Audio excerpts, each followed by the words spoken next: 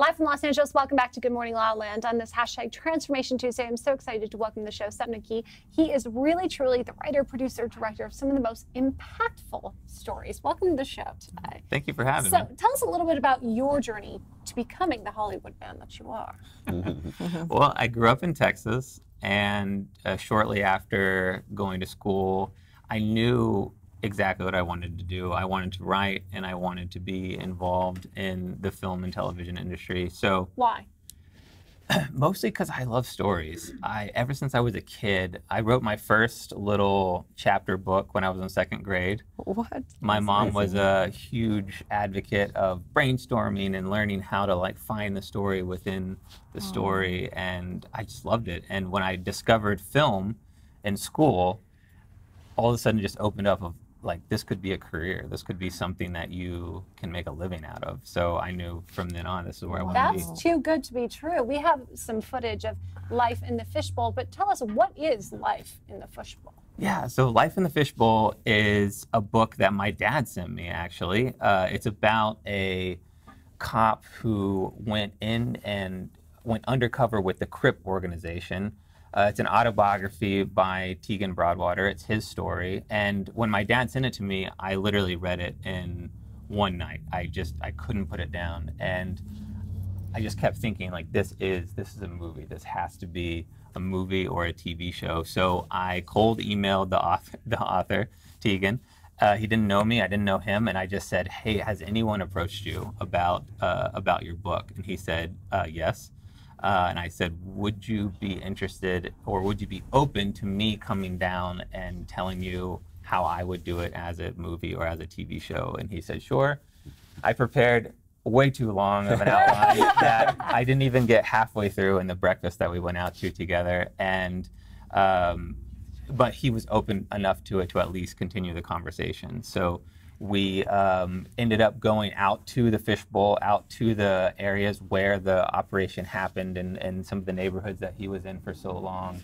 And he, through several meetings and several encounters, he agreed to give me the option to the book. So tell us a little bit about his story. Yeah, so he was working for the Fort Worth Police Department and was working as a narcotics officer, and recognized that this neighborhood, the fishbowl was what they called a neighborhood, and this neighborhood was really, the Crip organization really had their thumb on a neighborhood that was a very diverse neighborhood of a bunch of different people, but they all had one thing in common, that they were living in a very violent area. And he recognized that and wanted to do something about it. So as a writer, for me, what I found so compelling about the fishbowl was the world of the fishbowl was so interesting. There's so many different people in the neighborhood, so many different people that are dealing with the gangs specifically because they're a part of it, or maybe they live next door to a house that's involved with narcotics, or maybe they are the officers that are going in and out trying to make a difference, and some not. And some not being helpful, and that's part of the story as well. So fascinating. We talked about vibration today, and really you do have to change your environment. Yeah. You know, for those people out there, a lot of them don't know any different. They don't know how to get out of the environment and that consciousness. What have you learned from that? That was a huge part of it. As I researched and really dug into the people that were involved with the whole story, I learned that so many of them were just victims of their environment and victims of a cycle that they didn't know any different, were never given opportunities outside of the world that they knew, and that was this fishbowl world. And those are the stories that, as a writer, are just so powerful to me. Those are the ones that I really want to dive into, and that's why when we began developing it as a TV show, I just saw the world open up of so many opportunities, so many different directions, and so many stories that we could tell. Love that. What's hardest about taking real life stories like that and turning it into a TV show? What's the most difficult part about doing that? One of the most difficult things is actually understanding that it is still fiction. As a TV show, you have to tell a story, you have to tell a compelling story, and you can't just stick to the facts. I'm not a journalist. So it is taking all of the stories, all of the characters, all of the real things that happened, and then finding the best narrative way to go about it, the best way to tell the story on screen and in the medium that is television. Oh, I love that. So fascinating. Well, you have an incredible vision, and you mentioned that on your IMDb profile. Yeah. And you said fear suppresses vision. Can you speak to that a little bit?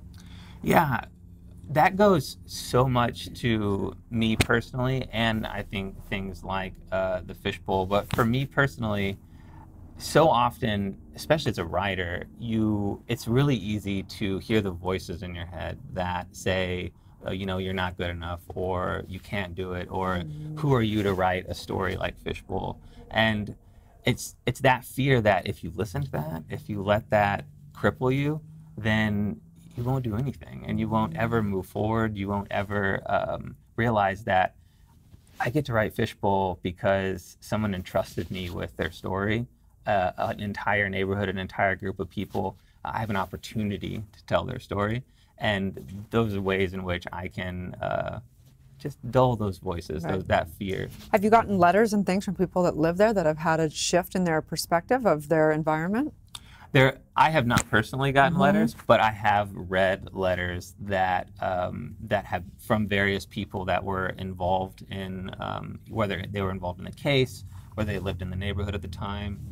Different officers, different people who, some of which got wrapped up in the case. Right. Yeah, they're so fascinating, because the fishbowl, really, I mean, the metaphor, if you will, is really also that, it's like telling people, fish what water is. It doesn't know what water is. It's like, it's just its environment. It's all it knows. It's in water. Right? Yeah. And so that's the whole point. And we all have those things we don't know. We all have those areas of our life that it's just what we just think this is the way life is, and it's not this way. And so thank you for that, because I think that's the whole point of story and Hollywood, in my opinion, is to show a story and hopefully have someone see something for themselves, a possibility or their own stuck ways that's breaking past the I love that, Yeah. Dr. Erin. There's a Mark Twain quote that I love that just applies to that perfectly, which is that, it's not what you don't know that gets you in trouble, it's what you know that just ain't so that gets you in trouble, right?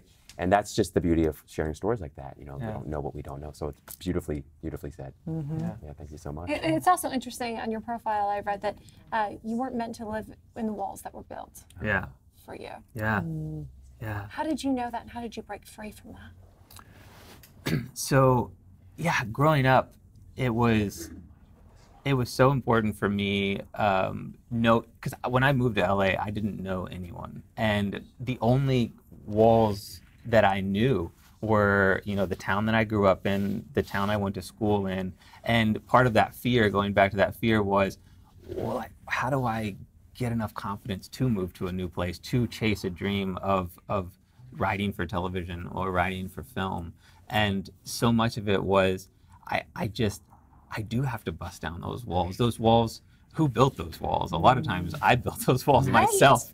And it was realizing that enabled me to move forward and to grow. And that is a big part of writing, is to help people realize that those walls are just meant to be broken. Well, thank you for shedding light on that. Tell everyone where they can find and follow your journey and the projects you're working on. Yeah, you can follow me at suttonmckee.com, and you can also follow me on Instagram and Twitter at Sutton McKee. Awesome. Fantastic. Thank you so much. Stay Thank you tuned. We'll so be back much. with more on Good Morning La La Land.